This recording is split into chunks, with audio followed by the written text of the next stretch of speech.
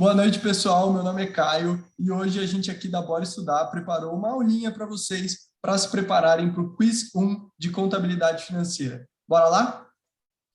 Antes de tudo, queria fazer um breve disclaimer e falar que as questões que a gente vai mostrar aqui foram retiradas do livro de vocês e elas também já apareceram em quizzes passados, mas pode ser que caiam coisas diferentes. Então, falando um pouquinho da Bora Estudar, aproveitar rapidinho para a gente fazer um merchan. A Bora Estudar é uma empresa focada em ajudar vocês, o público universitário, naquelas matérias que vocês têm dificuldade. E como que a gente faz isso? Hoje, a gente faz isso através dos nossos acompanhamentos, que são basicamente aulas e encontros semanais, em que vocês vão ter contato com os nossos professores, no momento, eu e o Gui, e em grupos de amigos de até 8 pessoas. Então, pode passar, Gui, para o próximo? Então, as aulas são personalizadas, a gente está começando com o curso de Contabilidade Financeira agora, então, se vocês quiserem mais informações sobre isso, chama a gente no WhatsApp, que a gente vai ficar feliz em atender vocês. Então, chega de merchan e bora estudar. Bom, como o Caio falou, a gente está partindo agora para o Quiz 1 de Contabilidade Financeira, que foram as questões que a gente conseguiu achar. Então, essa é a primeira, eu vou ler, acho que o Caio vai conseguir explicar essa, então bora para cima.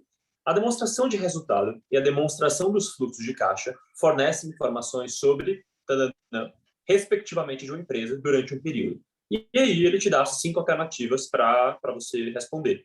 E aí, Caio, qual que é a alternativa certa e por que as outras estão erradas? Então, vamos lá. Antes de falar qual é a alternativa certa, vamos falar um pouquinho sobre a demonstração de resultado e da demonstração de fluxo de caixa.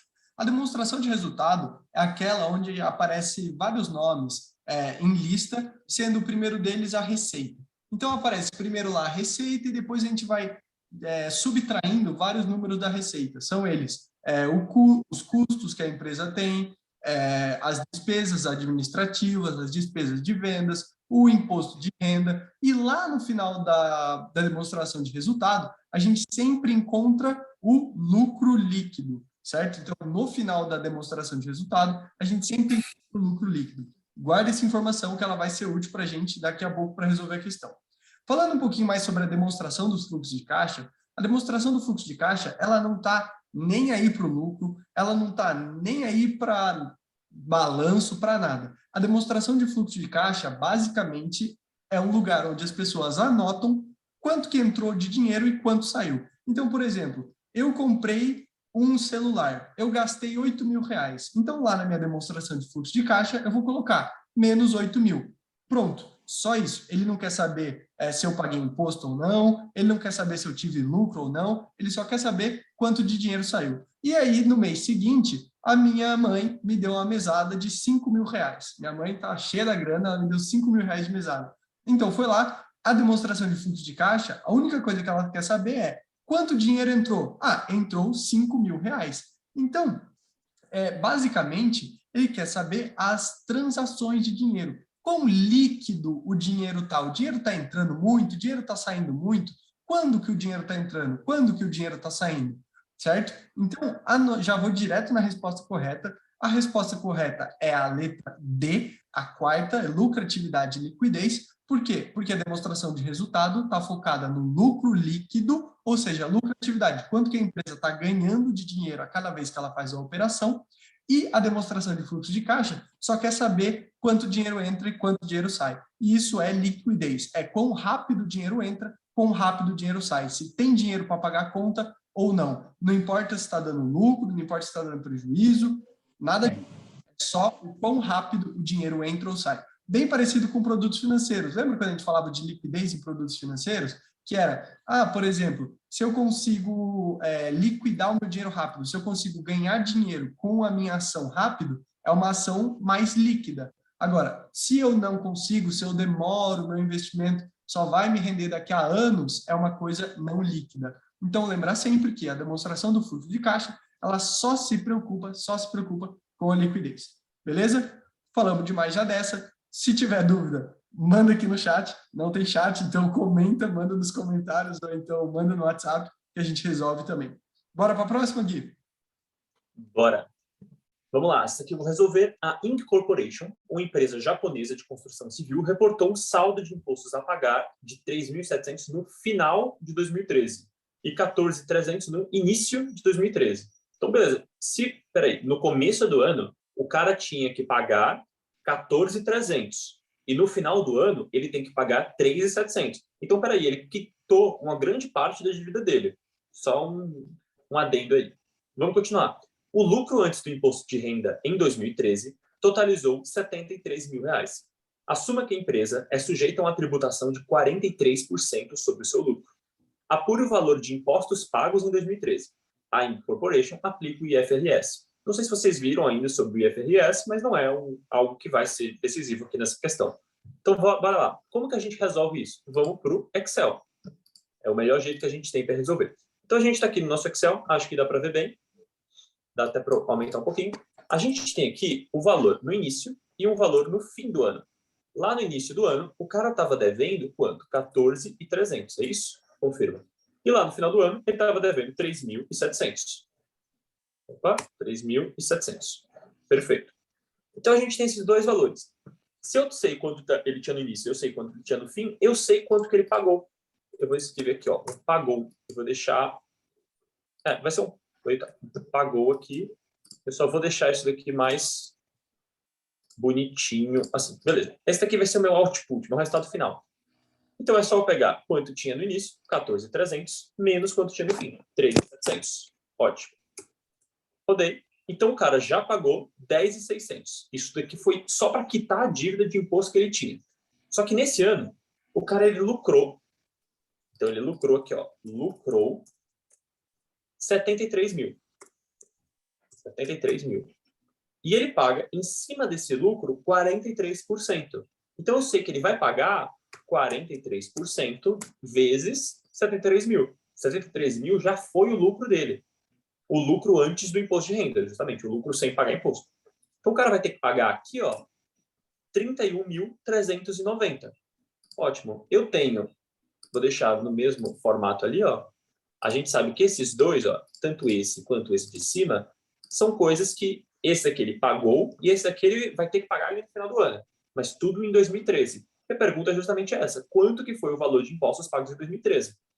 É só a gente somar o quanto que ele estava devendo ali no impostos a pagar, o quanto foi reduzido daquela conta, com o quanto que ele pagou no período. Quando a gente soma, a gente chega no 41.990, que é a quarta maçãzinha ali. Mas, então, Gui, rapidinho, antes de sair do... Vamos Excel ainda um pouquinho. Só um comentário que eu queria fazer, muito importante. Mas, ô Gui, como que a gente sabe que esse 31.390 ele pagou no período? Porque, bom, pensa comigo. Eu fiz a pergunta para o Gui, mas eu mesmo vou responder. A gente sabe que ele pagou esse 31.300 porque pensa assim, ele tinha duas opções. Ele vai ter que um dia pagar esse 31 mil.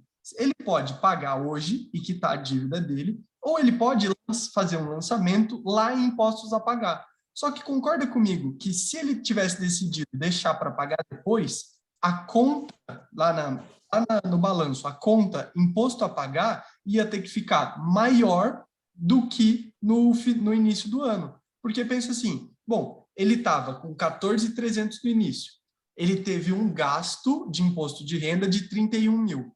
E ele terminou o ano com uma dívida menor do que ele começou, então ele pagou o que ele gastou, mais um pouquinho do que ele estava devendo antes. Tem uma dívida antiga e uma nova dívida, que acabou nem se tornando dívida, porque ele pagou na hora. Então, só para vocês pensarem nisso, tem outro exemplo bem parecido que o Gui vai fazer também, e aí vai dar para entender melhor. Mas a resposta, então, letra D, 41.900.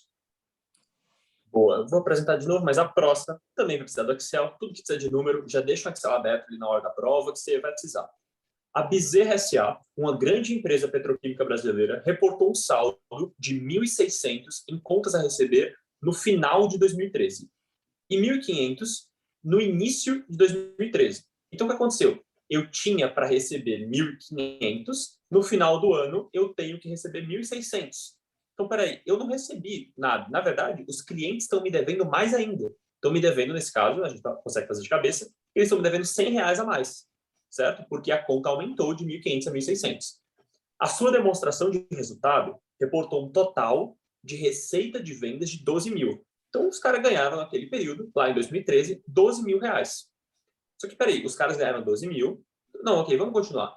Assumindo que a Bezerra realize todas as suas vendas a prazo, apure o montante recebido dos clientes ao longo de 2013. Quando ele pede montante, ele está pedindo dinheiro, bufunfa, que você vai realmente receber. Só que o que acontece? Quando a gente reporta receita, a gente tem um conceito bem interessante, que é a lógica da competência. O que aconteceu aqui?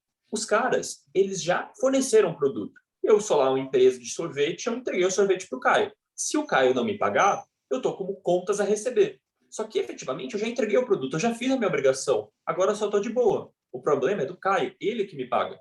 Só que isso eu conto como receita. Eu conto que eu já ganhei aquela grana é minha. No fluxo de caixa, isso é diferente. Mas lá em receita, eu conto que isso aconteceu tranquilo.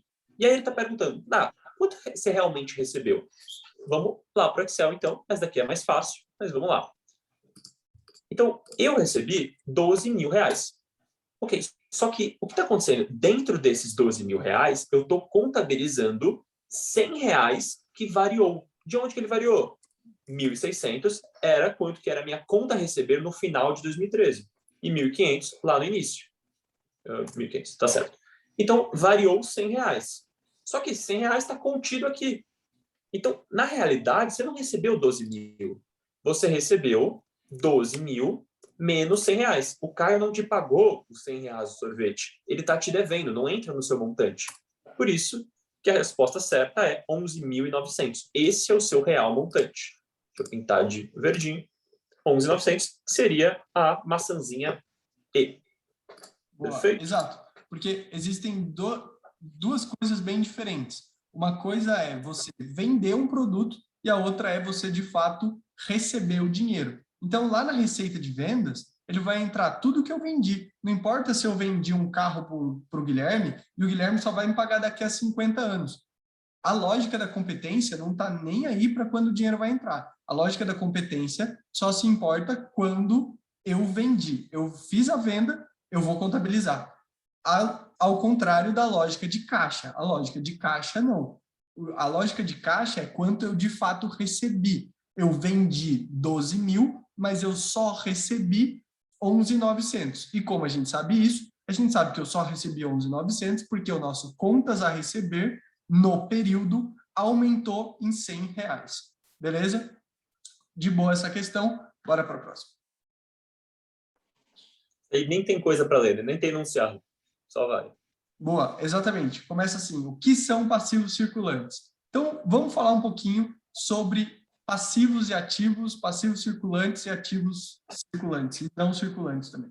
Então, vamos lá. Passivo circulante é toda a dívida que você tem e você tem que pagar ela em menos de um ano. Então, por exemplo, se eu fui lá na Casas Bahia e comprei um celular em 6 prestações. 6 prestações, eu vou pagar uma por mês. Então, é uma dívida que eu vou quitar, eu vou ter que pagar ela em menos de um ano, porque são só 6 meses. Então, isso é um passivo circulante.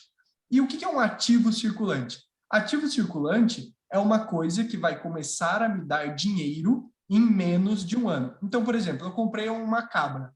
Comprei uma cabra que ela já está dando leite. Então, eu comprei a cabra hoje, amanhã ela já vai me dar leite. Então, amanhã, teoricamente, ela já vai me dar dinheiro.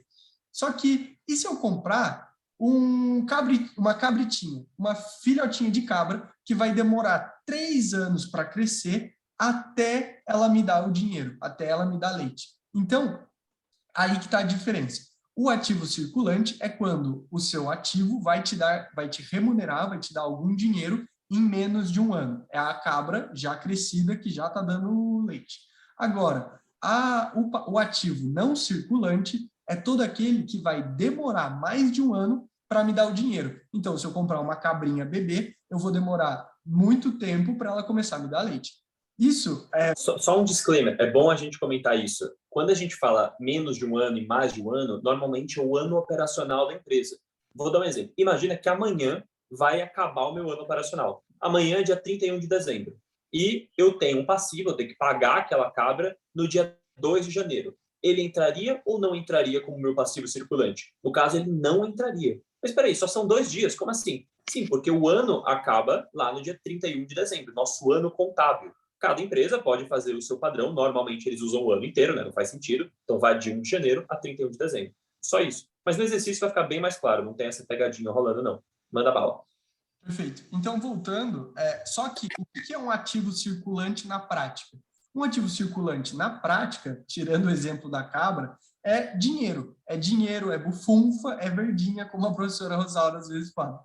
Por quê? Porque o dinheiro você pode gastar ele amanhã. O dinheiro você pode usar ele amanhã. Então, ele é útil no curto prazo. O estoque, por exemplo, se você tem uma loja de roupa, as roupas que você vai vender, você consegue vender ela amanhã, você consegue vender ela daqui a um mês, você não precisa esperar um ano para vender ela. Agora, por exemplo, o que é um ativo não circulante? São coisas que demoram mais. Então, um terreno, uma fábrica, todas essas coisas que são mais brutas mesmo, mais grandes, mais duradouras. Então, essa é a diferença de ativo circulante e ativo não circulante. O passivo circulante, como a gente já falou, é toda dívida que não vamos, é toda dívida que demora menos de um ano para eu ter que pagar. E o passivo não circulante é quando a dívida demora mais de um ano. Então, por exemplo, eu tenho uma dívida aqui com o Guilherme e eu só vou pagar ela daqui a 5 anos. Isso é um passivo não circulante. Por quê? Porque vai demorar muito tempo para eu pagar. Então, eu estou tranquilo. Beleza? Então, agora, partindo aqui para as alternativas, vamos lá. O que são passivos circulantes? Letra A. São obrigações que a empresa espera liquidar durante o ciclo operacional de uma empresa, usualmente de um ano. Essa alternativa está correta. Por quê? Porque são obrigações, ou seja, são dívidas que a empresa espera liquidar. Liquidar é pagar. Então, são dívidas que a empresa espera pagar durante o ciclo operacional, usualmente de um ano. Exatamente isso que a gente acabou de falar. A letra B incluem todas as alternativas. Vamos ler as próximas para saber. Incluem dívidas com fornecedores de mercadorias empregados e órgãos governamentais. Essa aqui, ela está errada. Por quê? Porque, de fato, as dívidas com fornecedor e empregado geralmente são de menos de um ano. Mas pensa assim, órgão governamental é uma coisa cheia de burocracia, uma coisa que demora pra caramba. Então, órgãos governamentais normalmente são dívidas de longo prazo. A empresa tomou uma multa, ela negociou com o governo federal, ela vai pagar daqui a 10 anos. Então, é uma coisa que demora. Órgão, governo, demora. Tudo demora no governo. Mas, e Caio, se eu não soubesse isso? Ele está perguntando passivo circulante. Todas as dívidas, nesse caso, dívida com fornecedor, dívida de mercadoria, dívida com órgão governamental, tudo isso é passivo. Mas isso daí não é especificamente passivo circulante. O cara não especificou que é de curto prazo. Beleza? Exatamente. Geralmente, mercadoria e empregado é de curto prazo, mas órgão governamental não. Então, Caio, mas como eu sabia? Às vezes a gente vai perceber que na contabilidade é meio triste. Você tem que saber e a gente está aqui para te ensinar. Mas é errando que se aprende. Então, bora para o último. Incluem títulos a pagar no próximo ano. Bom, título a pagar é um passivo, mas para pagar no próximo ano já é muito tempo, então não é circulante. Então, dessa maneira, não inclui todas as alternativas e a alternativa correta é a letra A.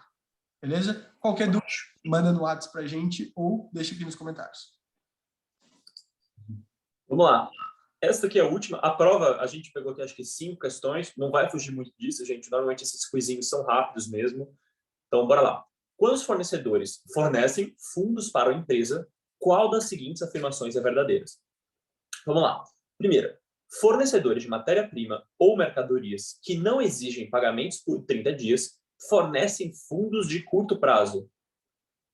Normalmente esses fornecedores de mercadoria, é isso que o Caio falou, tem muita coisa que a gente tem que saber previamente. Mas vamos tentar ir pela lógica.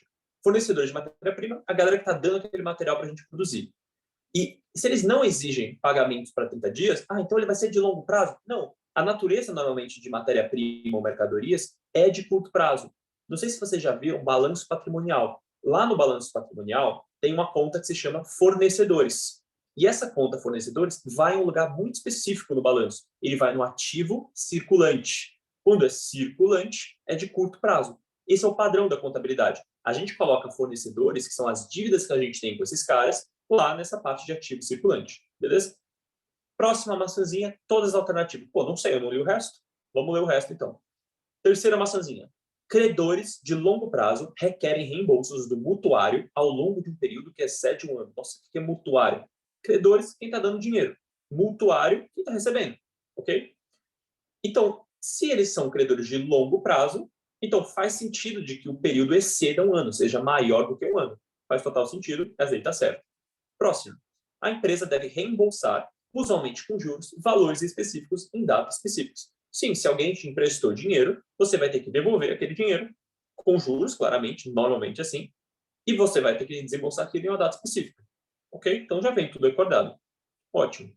Última, uma forma comum de financiamento de longo prazo são os títulos de dívida. Sim, a gente tem títulos de dívida pública, títulos de dívida privada, debêntures. Isso a gente não precisa entrar aqui, mas a gente sabe, ó, longo prazo, títulos de dívida é algo super comum de se utilizar. A gente já percebeu que todas aí estão certas. Então, a resposta certa seria a segunda maçãzinha. E essa foi a prova que a gente conseguiu, foram as questões que a gente uniu aqui. Vou passar. Recados finais, Caio?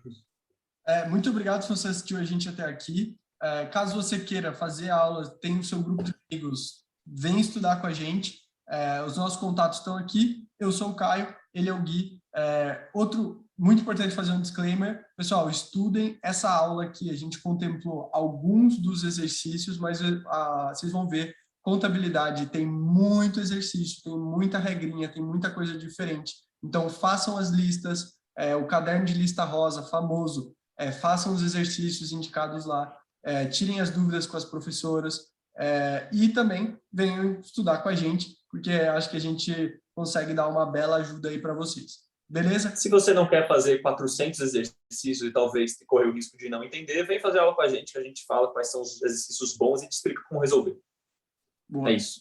É isso. Então, muito obrigado pela atenção. Estudem muito. Lembrando, isso aqui não é garantia nenhuma. São exercícios que a gente pegou do passado e da lista. Então, deem uma boa estudada também. E até mais. Valeu, pessoal. Até mais.